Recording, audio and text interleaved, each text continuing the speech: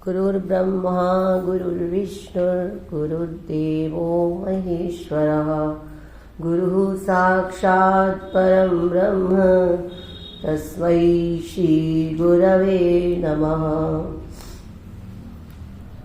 परम पूज्य श्री सद्गुरुदेव जी की कृपा से जो हमें यह जंगम तीर्थराज प्रयाग में स्नान करने का अवसर प्राप्त हुआ है, समस्त संत वृंद के चरणों में हमारा कोटिशा नमन। आचार्य जी के चरणों में, स्वामी जी के चरणों में हम सबका कोटिशा नमन। श्री श्रीगिरी माँ जी की कृपा से हमारे पर अपार कृपा वृष्टि हो रही है। सुबह प्रसंग चल रहा था कि अहम, तो मैं तो आज अहम का ही देखती रही कि कहाँ कहाँ अहम कब कब बोलना है। 10 बार नहीं, ये तो कई बार हम हर समय ही बोल रहे हैं अहम। परंतु किस प्रकार से महापुरुष हमें इस शरीर के अहम से निकालकर अहम ब्रह्मास्मि इसकी तरफ ले जा रहे हैं। अभी अभी कितना सुंदर प्रसंग चल रहा था। परंतु ये साधन जब तक हमारे में नहीं होंगे तब तक हमारी इस प्रकार की ब्रह्माकार वृत्ति कैसे हो सकती है। तो प्रसंग चल रहा है चतुर्विध पुरुषार्थ, धर्म अर्थ काम मोक्ष। मोक्ष ही हमारा परम पुरुषार्थ है, जिसकी प्राप्ति ज्ञान के बिना नहीं हो सकती, सर्व दुख निवृत्ति नहीं हो सकती। तो गीता का श्लोक जिसमें अहम आया, भगवान कह रहे हैं मैं सुलभ हूँ। भाष्यकार भगवान कह रहे हैं कि सद्गुरु दुर्लभ है, परंतु यहाँ भगवान कह रहे हैं मैं सुलभ हूँ। कैसे? अनन्यो चेताः सततं यो मां स्मरति नित्यशः तस्याहं सुलभः पार्थ नित्ययुक्तस्य योगिनः। अनन्य चेता न अन्ये विषये चेतो यस्य सोयम अनन्य चेता योगी सततं सर्वदा यो मां परमेश्वरं स्मरति नित्यशः।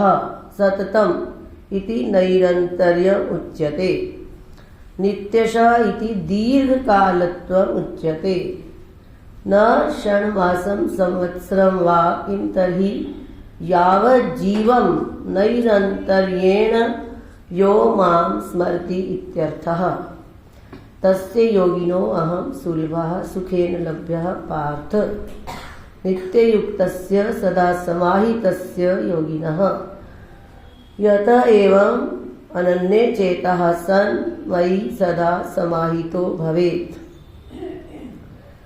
कितने सुंदर लक्षण आए इसमें। भगवान कहते हैं मैं सुलभ हूँ, परंतु किसके लिए?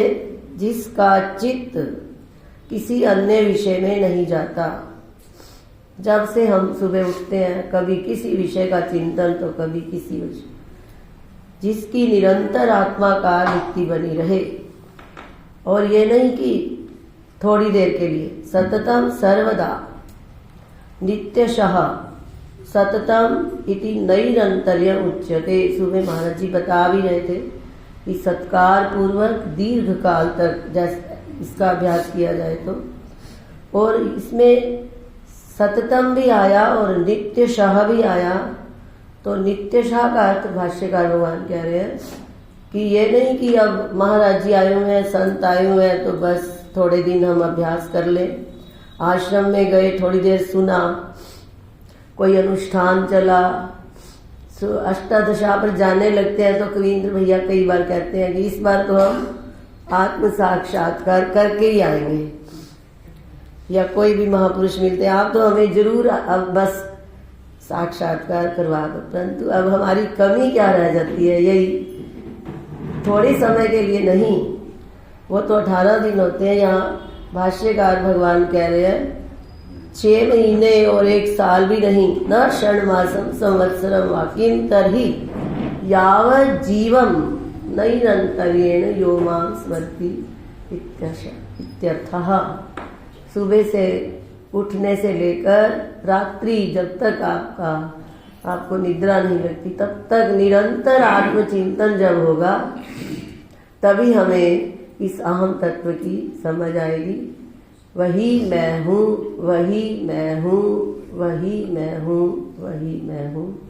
ना कोई रूप है मेरा, ना कोई नाम है मेरा, परे जो नाम रूपों से वही मैं हूँ, वही मैं हूँ।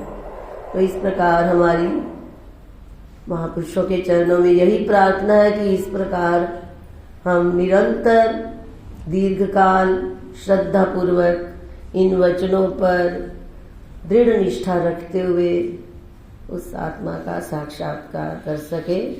अहम ब्रह्मास्मि। महाराज जी बार बार ये श्लोक कितनी बार बुलवाते हैं बच्चों को भी।